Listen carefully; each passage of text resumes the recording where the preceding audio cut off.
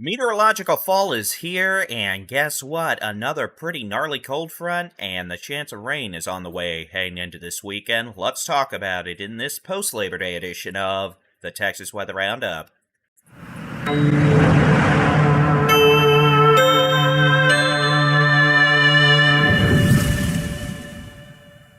Hello. Thanks for popping on into this Tuesday edition of the Texas Weather Roundup. I am Texas Storm Chasers Baldy-in-Chief David Reimer. Thanks for taking time out of your busy day to pop on in for some good old Texas weatherisms and, of course, some good old Baldy-in-Chief humor here as we are now into September. And warm weather fans, you're going to like the next several days as summer comes back into play. But guess what?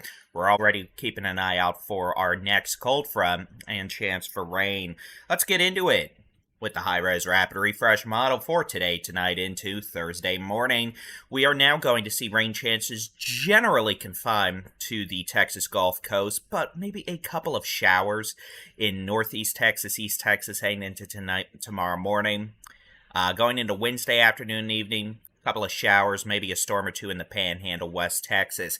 Wednesday afternoon and evening, can't rule out a strong storm in the northeastern Panhandle, with a comparatively higher risk for a few severe storms in northern Oklahoma and southern Kansas late Wednesday afternoon and Wednesday evening. Some of those storms in Kansas could drop some pretty big hail, maybe even a tornado. Otherwise, we are far less active in the precipitation department over the next few days as we take a chill pill in the sense of thunderstorm activity, not in the sense of temperature. So, at least over the next several days, as we get into the afternoon hours, moisture values will mix out, meaning even though it's going to be hot, it'll be a drier heat, if that matters to you. Wildfire danger-wise, it does. Over the next 2 days, generally low to moderate fire danger across the state of Texas, but heading into Thursday, we see the potential for high fire danger.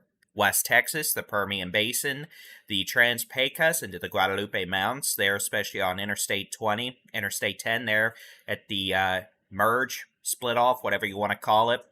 There, down in the Trans-Pecos, western Permian Basin, fire danger goes into the high category. That's because we're going to see temperatures go up, humidity values go down, a bit of afternoon wind, and there you go. Recipes in place for some faster moving grass fires if we do see ignitions occur.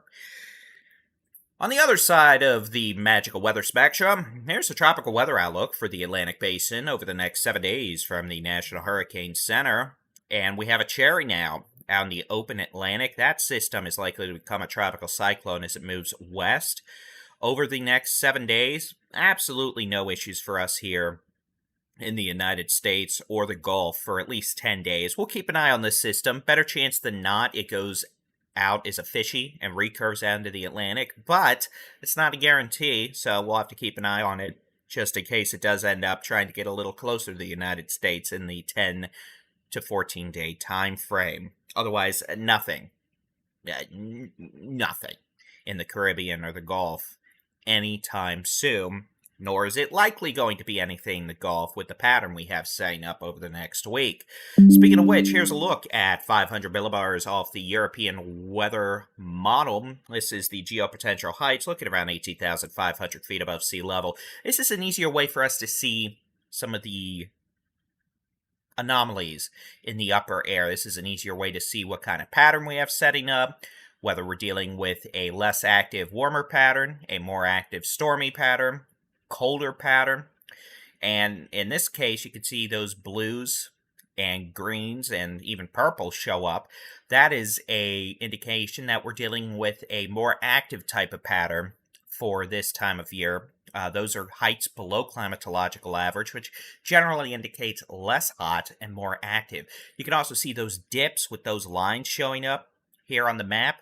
That's indicative of upper-level storm systems. And notice, over the next few days, most of that activity is to our northeast, but then going into the weekend, and then early next week, you have that upper-level trough dig in. Northwesterly flow returns to Texas, meaning we may see some mischief arise, the northern half of the state going into the weekend.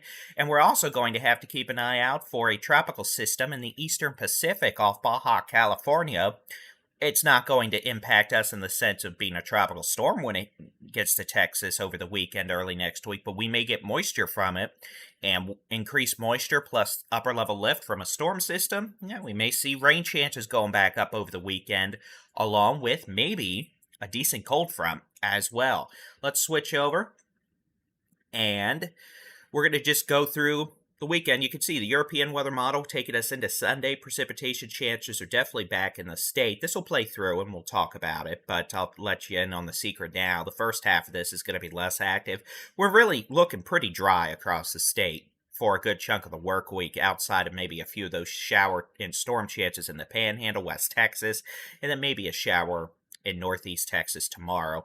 Otherwise, going into the weekend, especially Saturday afternoon, Sunday, Monday, that's when we're going to see things change. Cool front coming in from the north across the northern half of the state at least. We're also going to see an uptick in shower and thunderstorm chances. And with a lot of that tropical moisture in place, we could see some locally heavier rains as well. You could see a lot of activity on Sunday. Sunday's looking pretty wet across the state of Texas, and that does look to continue into Monday and Tuesday of next week. Our next big chance for more widespread precipitation and rain.